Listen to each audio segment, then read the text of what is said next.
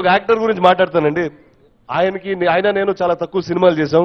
కానీ నేను ఒక 8th క్లాస్లో 9th క్లాస్లో ఉన్నప్పుడు కారంచేడులో ప్రేమించుకున్నారు షూటింగ్ మా ఇంట్లో జరిగిందండి.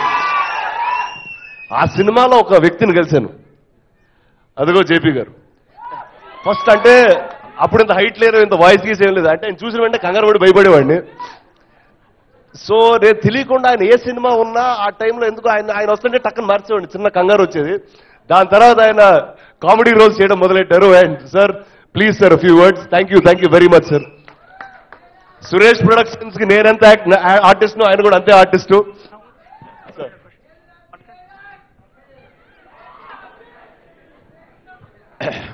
అందరికీ నమస్కారం. ఈ పండగంతా చూస్తూ ఎంతో సంతోషంగా చూస్తూ ఎంతో సంతృప్తి పొందుతూ ఉన్న అంకుల్ రామానాయుడు గారికి పాదాభివందనం చేస్తూ, రామానాయుడు గారు సురేష్ ప్రొడక్షన్స్ లేనిది ఈరోజు జేపీ లేడు. ప్రేమించుకుందాం రా అని రామానాయుడు గారు నన్ను పిలిచారు. ఆ సినిమా రాయలసీమ భాష మొట్టమొదట ప్రవేశపెట్టిన సినిమా.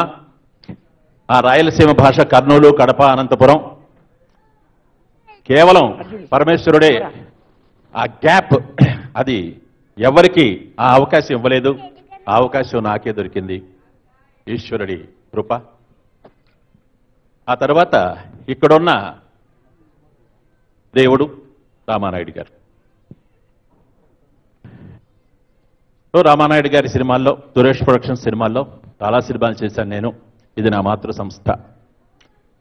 ఇప్పుడు రానా వెంకటేష్ బాబుతో చాలా సినిమాలు చేశాను. తర్వాత రానాతో కూడా రాణి రుద్రమదేవి. ఒక స్పాన్, చిన్నతనంలోనే ఒక మంచి స్పాన్ సంపాదించుకున్న గట్స్ ఉన్న నటుడు మన రానా బాబు. తనకెప్పుడు ఆ పరమేశ్వరుడు ఆశీస్సులు ఉండాలని చెప్పేసి, నేనే రానా, నేనే ఒక మాస్ హీరో, నేనే ఒక క్లాస్ హీరో అని మీ అందరి చేత అభినందనలు అందుకోవాలని ఆ పరమేశ్వరుడిని ప్రార్థిస్తూ, తర్వాత తేజ గారితో కూడా నాకు ఇది 2వ సినిమా. నిజంలో చేశాను. తర్వాత ఈ సినిమాలో ఒక మంచి పాత్ర ఇచ్చారు. ఒక మంచి పాత్ర చూస్తే తెలుస్తుంది మీకు.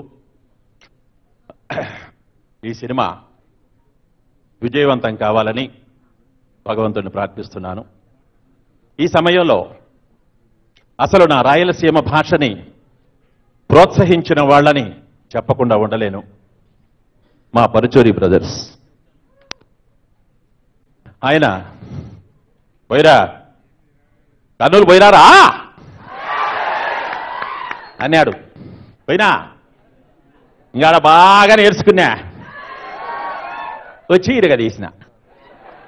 మీ అందరికీ నచ్చింది. నా అదృష్టం. ఎంత ప్రోత్సాహమో.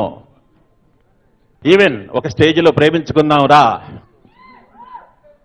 ఆ సినిమా రిలీజ్ టైంలో ఒక రాయలసీమకి మాత్రమే ఆ రాయలసీమ మాండలికం, మిగిలిన ప్రాంతాలకి మామూలు మాండలికం అని కూడా ఒక ఐడియా వచ్చినా పరుచూరి బ్రదర్స్, ముఖ్యంగా వెంకటేశ్వరరావు గారు, నో ఇది అందరికీ పడుతుంది, అందరినీ అలరిస్తుంది, తప్పకుండా ఒక కొత్త ధనాన్ని ప్రవేశపెడుతుంది చేయమని ఆయన ధైర్యం ఇచ్చారు.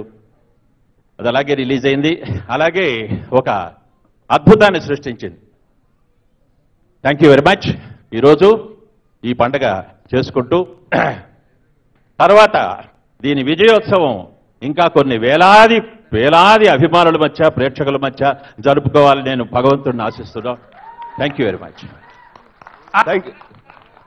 Wait minute sir.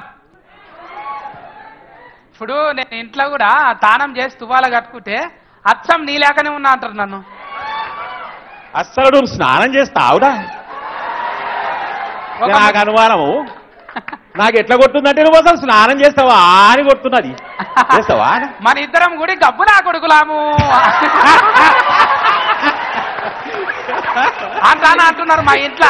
ఏమనుకోకు, పెద్ద మనిషివి. ఆ. కాకపోతే అందరికి 2 చేతులు ఉంటాయి, 2 కాళ్ళు ఉంటాయి, 2 కండ్లు ఉంటాయి, 2 చెవులు ఉంటాయి. కానీ నీకు 2 కడుపులు ఉన్నాయి. ఇంకేమన్నావు? తగ్గేస్తే ఈడొకటి ఈడొకటి కదా. అవును, ఆ, సేమ్ నీ లెక్కనే ఉంటాయి. ఉన్నాను నేను. అదే స్పెషాలిటీ. ఇంట్లో కూడా రవిడికుండే కానివేనా?